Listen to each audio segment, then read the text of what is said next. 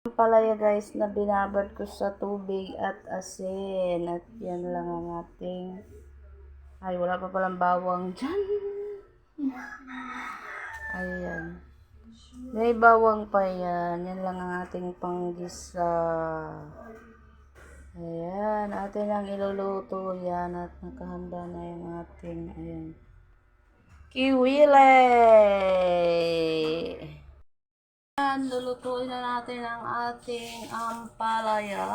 May ilagay tayo dyan. Nalagyan natin ng konting mantika. Kunti lang. Ang paluto lang natin ng bawang. Saan ang ating bawang? Wala na pala dito.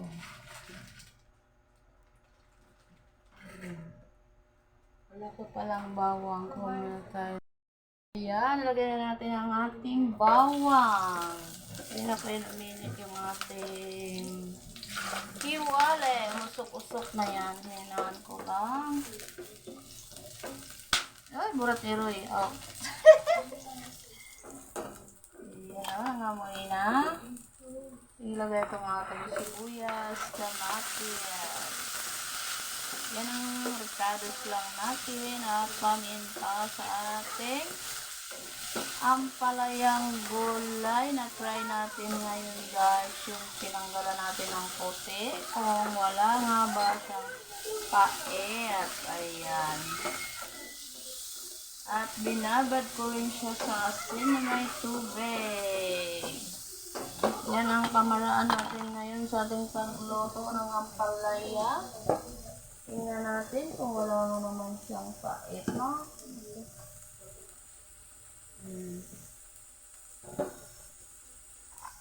Atin itong palabasin ang aroma, ha? Ika nga. May alam pa tayo dyan. Hindi kasi itong ating kamatis, kailangan natin siyang lutuin talaga, no? Kasi madaling mapanis ang ating gulay. Lalo pag may kamatis. Ano natin? Inaan ko kasi ito. Ayan. Lakas-lakas na ang ating apoy. At yung ating ampalaya,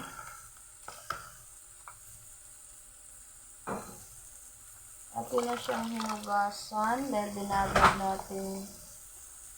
binabad natin siya sa asin na may tubig. So, hinugasan natin siya ng 2 beses yan, ha? Bago natin iluto.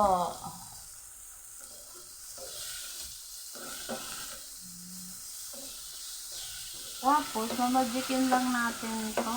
Ganun lang yung luto natin. Wala tayong ibang lalagay, kundi asin at itlog. Ayan. Yan muna yan.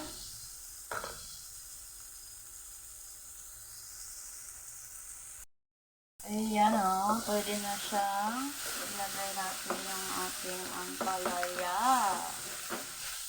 Ayan.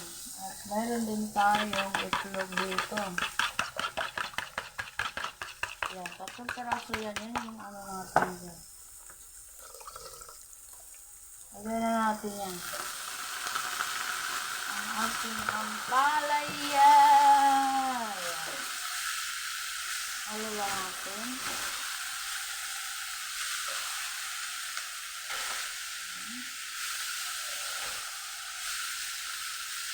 Ganyan lang ang ating tanghalian. Ampalaya. Alam nyo ba ang init magluto ng ganitong oras? Ayan. Ito na lang mamagit yan. Ito na lang pala ko. Ayan. Hindi na yata nakuhanan yun. Ayan guys, luto na ang ating gulay na ampalaya. Thank you for watching guys.